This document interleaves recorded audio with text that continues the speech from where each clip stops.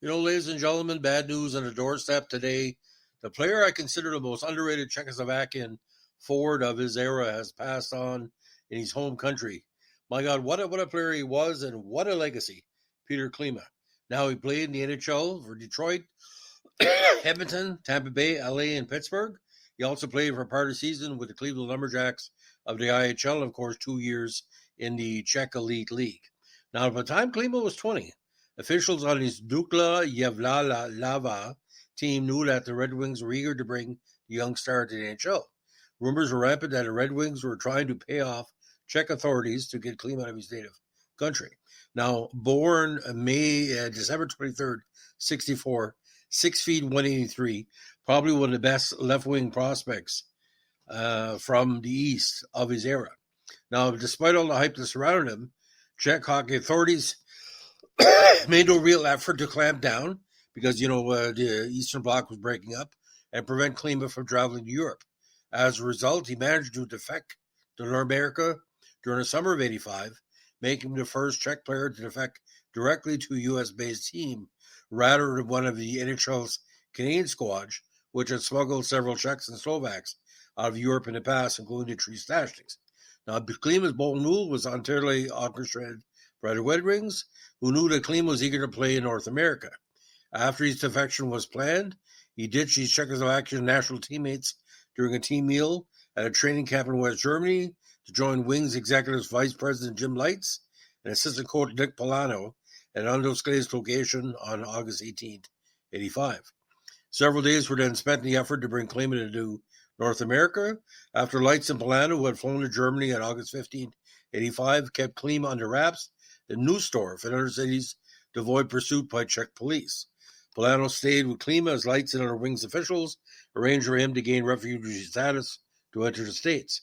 The Wings were assisted by U.S. Attorney General Edwin Meese and U.S. Deputy Attorney General Lowell Jensen in expediting the political asylum process.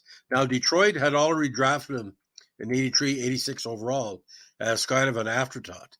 It was later revealed that plans to get Klima out of Czechoslovakia reached back as far as the 84 World Juniors held in Sweden, when Detroit scout Alex Davidson secretly met with Klima in December 83.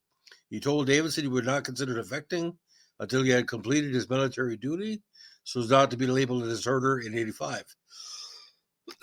Less than a year later, at the 84 Canada Cup, Klima began talking to the Wings about the possibility of coming to the NHL after the 85 season.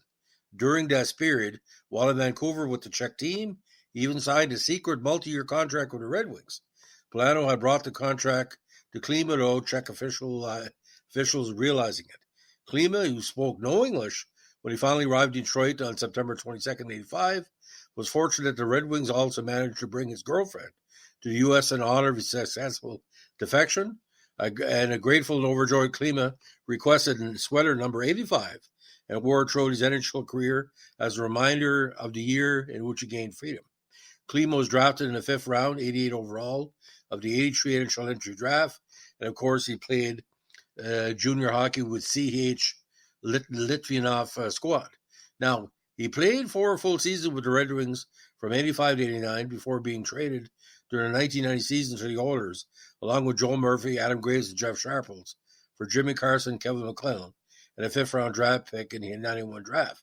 Now, Klima, who was considered pretty well an afterthought in Edmonton, scored the game-winning goal in the longest Stanley Cup finals in game history in the 3rd overtime of Game 1 of the 90 finals against Andy Moog of the Bruins.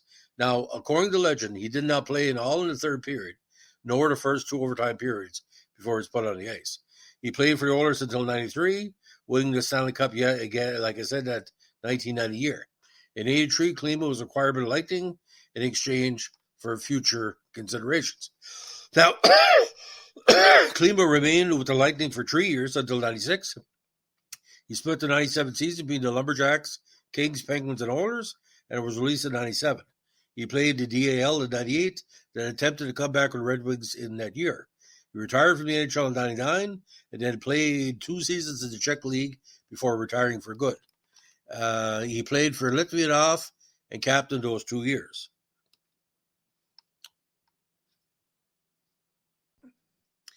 Now, in the Czech League, it was quite interesting.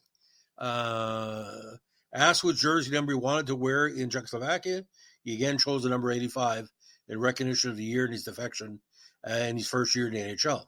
Now, although he was one of Detroit's biggest stars in the late 80s, Klima was always a problem for Red Wings management.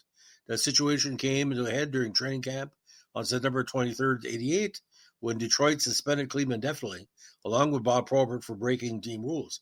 Allegedly drugs and drinking, but that's just, again, not confirmed. At the time of the suspension, the Wings said they would trade Klima, although this never happened. The team also said it would not take Klima back until he had his drinking under control. As a result, Klima missed the start of the 89 season before being reinstated on October 88 and sent to Adirondack of the AHL on October 16th. He finally made his regular season debut on November 6th versus Edmonton, where he posted an assist. At his first practice with the team on November 5th, he offered a heartfelt apology to his Wings teammates for his behavior, much of which was alcohol-related, allegedly. During his months back, Klima roomed with Probert, who was also trying to cope with his drinking and drug habits. Klima managed to stay clean, but Probert's substance abuse and subsequent issues would continue for several years. Now, his two sons, Kelly and Kevin, were also pro players. They had signed with Tucson of the AHL in 2018, but at the time of Peter's death, Kelly was still playing in the Czech Republic. Now, Klima again died on May 4th, 2023, at his home in Hamutov at the age of 58. Now, he didn't really put up negative numbers in the NHL when he started, and like I said, kind of a combination of Richer, Muller, and Gartner. His first 3 seasons in the NHL, he had 99 regular season goals. 88, he really opened out with 18 points in the playoffs, including 10 goals and 12 playoff contests. 89, again, he scored 25 goals, but 1990, the trade led him to have 30 goals. But he was pretty well benched in the last couple of games of the Stanley Cup final, and he had 5 counters, but his lack of playmaking skills really hurt him. Now, in 1991, he had a comeback year, 40 goals in Edmonton, 21 in 92, and 32 in 93. Big season in Tampa Bay in 94, 28 counters, and 95 in the split season between the DAL and Tampa Bay, the strike shortened year. He had 40 goals. 96, he had 22 counters with Tampa Bay. Now, with LA, it was kind of a bust. He only had 4 assists in 8 games. Found his way back to Edmonton that year after playing with Cleveland and Pittsburgh as well. So, 97 between Cleveland Lumberjacks, the LA Kings, the Penguins, and the Oilers, he had 9 goals and 35 overall points. Now, 98, he played with Crefeld Pinguin of the DEL, back with Adirondack again in 99 and Detroit, and 1 lone goal in that 99 season, and of course 2 games in the Czech League. Now, NHL totals, and this is amazing. For the amount of talent he had, he could have easily scored 500 goals. 313 counters, 260 assists, 573 points. But his big thing, he wasn't a playmaker, he was a pure scorer. And for certain coaches, it drove him nuts. But he played 4 major world tournaments with Czechoslovakia in the mid-1980s, European Juniors, the World Juniors twice, and of course, the Canada Cup in 64, when he was heavily recruited. Now, he didn't play with the Czech team at the Worlds, obviously, because he was a defector. I think at one point they were trying to get him to play for Team Canada when he was in Edmonton, but it never panned out. But if you look at that 1990 contest, Klima was a pure goal scorer. And when I say this, when Stefan Richer, Mike Gartner, or certain players that could score more goals, and Pierre LaRoche was like that, that's another comparison. Well, Klima was a 500-goal man, so his end of his career were just over 300 goals. A pure scorer, it was kind of a deception, but he will be missed. I would figure Klima is a top 10 Czechoslovakian player of his decade that he excelled, like from 85 to about 95. Tremendous. My only regret, I never saw him play with any Canadian teams besides the Oilers, but the Oilers always give the European players a chance.